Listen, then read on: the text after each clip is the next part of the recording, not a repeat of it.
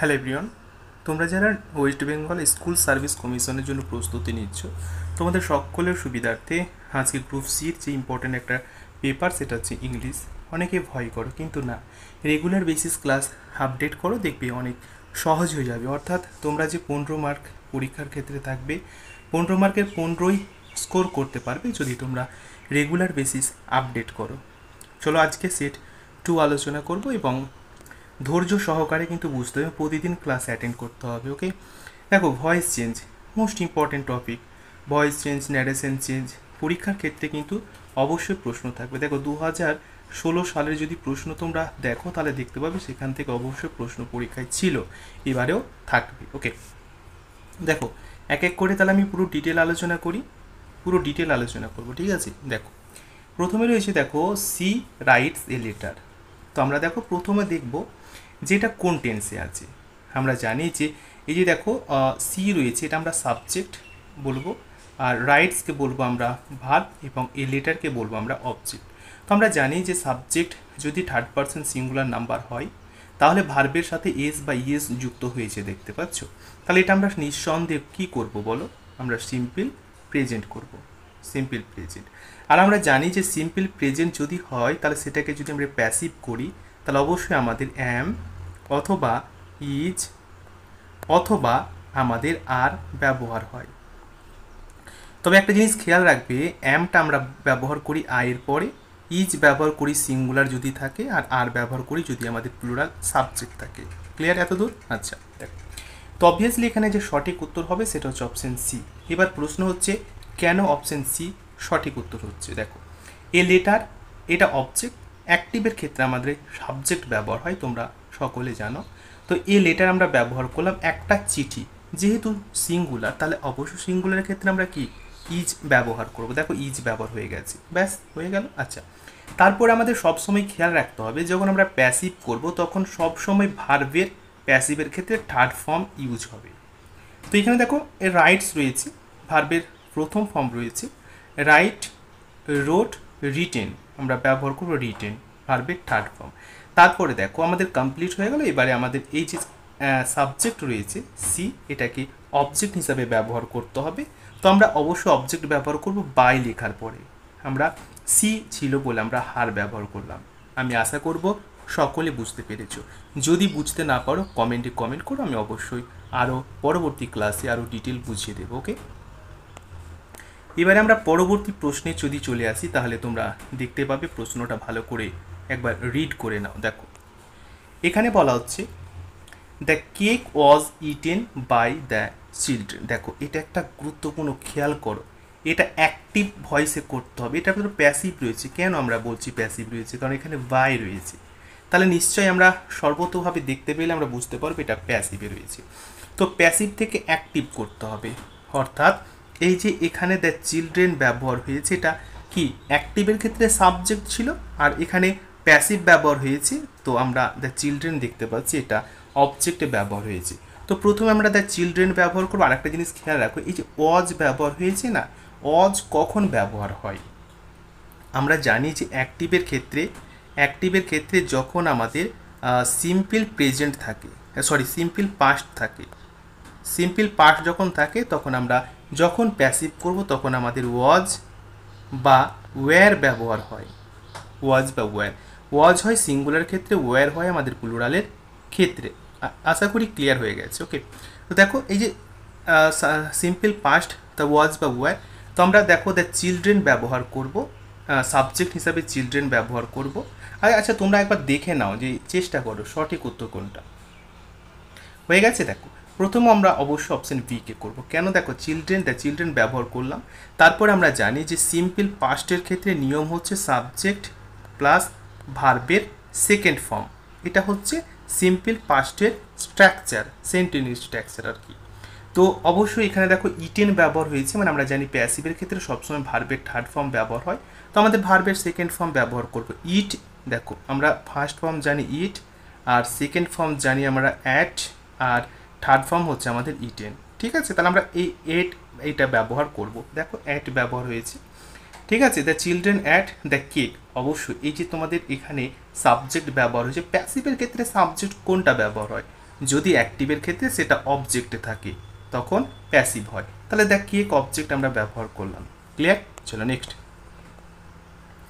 দেখো প্রতিটি ক্লাস মনোযোগ সহকারে দেখো, যদি মনোযোগ দিয়ে দেখো, বোঝো, লিখে রাখো, তাহলে দেখবে খুব সহজ হয়ে যাবে। মাত্র 3 মাস আমাদের হাতে সময় রয়েছে, 3 মাসের মধ্যে অনেক কিছু শিখতে পারবে। দেখো, দে আর ওয়াচিং এ মুভি, একটা জিনিস খেয়াল রাখো, প্রথমে দেখো এটা কোন টেন্স রয়েছে। আমরা জানি যে অ্যামি যার যদি থাকে, ভার্বের সাথে আইএনজি যুক্ত থাকে, তাহলে এটা আমরা অবশ্যই প্রেজেন্ট কন্টিনিউয়াস করব, প্রেজেন্ট কন্টিনিউয়াস। তো সবসময় খেয়াল রাখবে যখন আমরা প্রেজেন্ট কন্টিনিউয়াস করব বা পাস্ট কন্টিনিউয়াস করব, তখন বিং এই কথাটা কিন্তু অবশ্যই যুক্ত করতে হবে, এই ওয়ার্ডটা বিং। ঠিক আছে? আর যদি আমরা পারফেক্ট করি তাহলে বিংটা আমাদের বিন হয়ে যাবে। আর যদি ফিউচার করি তাহলে শুধু ভি হবে। এগুলো জেনে রাখতে আমি এক এক করে আলোচনা করবো যদিও। তো সঠিক উত্তর বলো কোনটা ঠিক হবে। গুড। এখানে দেখো অপশান সি আমরা সঠিক করব। দেখো এই যে দে রয়েছে এটা হচ্ছে আমাদের সাবজেক্ট, এই যে ওয়াচিং রয়েছে এটা হচ্ছে আমাদের ভার্ব, এ মুভি হচ্ছে আমাদের অবজেক্ট। তো প্রথমে অবজেক্ট ব্যবহার অবশ্যই এ মুভি বলছে, আমরা এ মুভি ব্যবহার করলাম।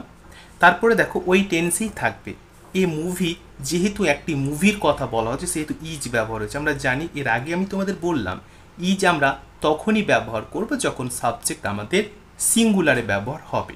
আচ্ছা, এবারে আমি বলেছি যে যদি কন্টিনিউয়াস থাকে তাহলে বিং যুক্ত করতে হবে অবশ্যই অতিরিক্ত ওয়ার্ড হিসাবে। দেখো এখানে অতিরিক্ত ওয়ার্ড, দেখো বিং যুক্ত হয়েছে।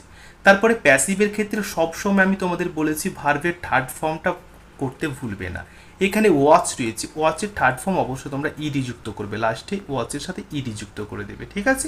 আচ্ছা, হয়ে গেল। তারপরে আমরা এই যে তোমাদের সাবজেক্টের রয়েছে এটাকে আমরা অবজেক্ট হিসাবে ব্যবহার করলে দে থেকে আমরা অবশ্যই দেম ব্যবহার করব, বাই লিখে দেম ব্যবহার করব। ঠিক আছে? ক্লিয়ার হয়ে গেছে? চলো নেক্সট। চলো দেখো আমাদের পরবর্তী রয়েছে the work will be finished by him. দেখো এখানেও বাই রয়েছে, তাহলে এখানে কি আমাদের অ্যাক্টিভ ভয়েস করতে হবে। হিম, কার পরিবর্তে আমরা হিম ব্যবহার করি? আমরা হি এর পরিবর্তে হিম ব্যবহার করি। ঠিক আছে? এগুলো জানতে হবে। তাহলে নিশ্চয়ই আমাদের হি অ্যাক্টিভের ক্ষেত্রে হবে। আর একটা জিনিস খেয়াল রাখো, যদি উইল এখানে রয়েছে, উইল থাকলে আমরা কি করব? এখানে দেখো উইল বি রয়েছে, আমি এর আগেও বললাম ফিউচার টেন্সের ক্ষেত্রে ভি অতিরিক্ত হিসাবে ব্যবহার করতে হয়, কন্টিনিউয়াসের ক্ষেত্রে বিং ব্যবহার করতে হয়, পারফেক্টের ক্ষেত্রে আমাদের বিন ব্যবহার করতে হয়, আর ফিউচারের ক্ষেত্রে কি বললাম? ভি ব্যবহার করলাম। এর আগে কোশ্চেন আমি বললাম তোমাদের। ওকে, তো এখানে সঠিক যে উত্তরটা আমাদের হবে, ভালো করে দেখো তাহলে বুঝতে পারবে।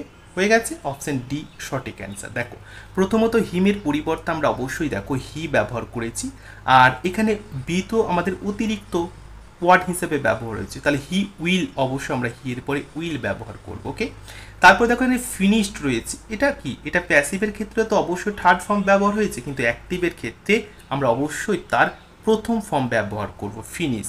কেন প্রথম ব্যবহার করলাম না? তো আমরা জানি যে ফিউচার টেন্সে, তোমরা নোট করবে যে ফিউচার টেন্সে ভার্বের সবসময় প্রথম ফর্মই ভার্বের প্রথম ফর্ম ব্যবহার করা হয়।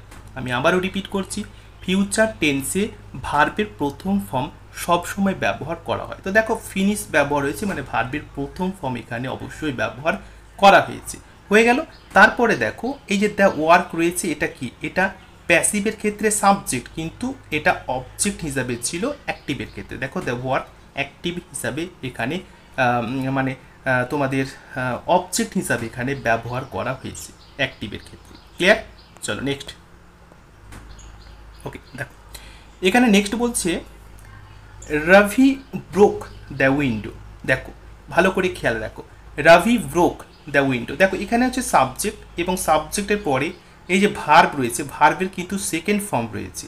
আমি এর আগে কি বলেছি যে সাবজেক্ট প্লাস ভার্বের সেকেন্ড ফর্ম মানে হচ্ছে সিম্পল পাস্ট।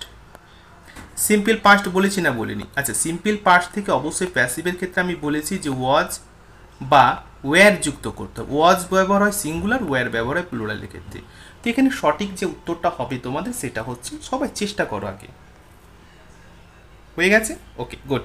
দেখো অপশানে আমরা অবশ্যই এ সঠিক অ্যান্সার করব, কিন্তু এ কেন আমরা চুজ করব? দেখো এটা সাবজেক্ট, এটা হচ্ছে আমাদের অবজেক্ট। তো যেহেতু প্যাসিভ করতে হবে, অবজেক্টটা আমরা ব্যবহার করবো, তা উইন্ডো আমাদের ব্যবহার হলো, যে উইন্ডো যেহেতু একটা সিঙ্গুলার সেহেতু অবশ্যই ওয়াজ ব্যবহার করব, আর প্লুরাল যদি আমাদের থাকে তাহলে ওয়্যার ব্যবহার করব। আপাতত ক্লিয়ার হয়ে গেছে তোমাদের? আচ্ছা, গুড। তো অবশ্যই আমরা এখানে দেখো ওয়াজ ব্যবহার করেছি। তারপরে দেখো প্যাসিভের ক্ষেত্রে আমি সবসময় তোমাদের বলি ভার্বের থার্ড ফর্ম ব্যবহার করবে। দেখো এখানে ব্রোক রয়েছে, ভার্বের সেকেন্ড ফর্ম রয়েছে, মানে মেন ভার্ব হচ্ছে ব্রেক, ব্রেক, ব্রোক, ব্রোকেন। তাহলে অবশ্যই দেখো এখানে ব্রোকেন ব্যবহার হয়েছে।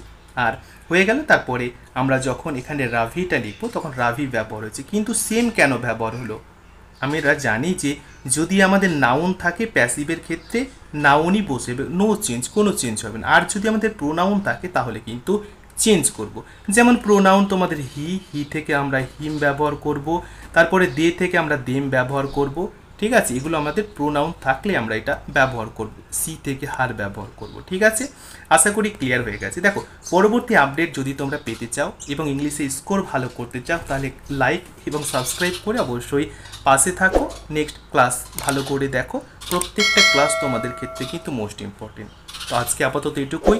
আমি আশা করব অন্তত পক্ষে কিছুটা তোমরা শিখতে পারবে। থ্যাংক ইউ, ভালো থেকো, অল দ্য বেস্ট।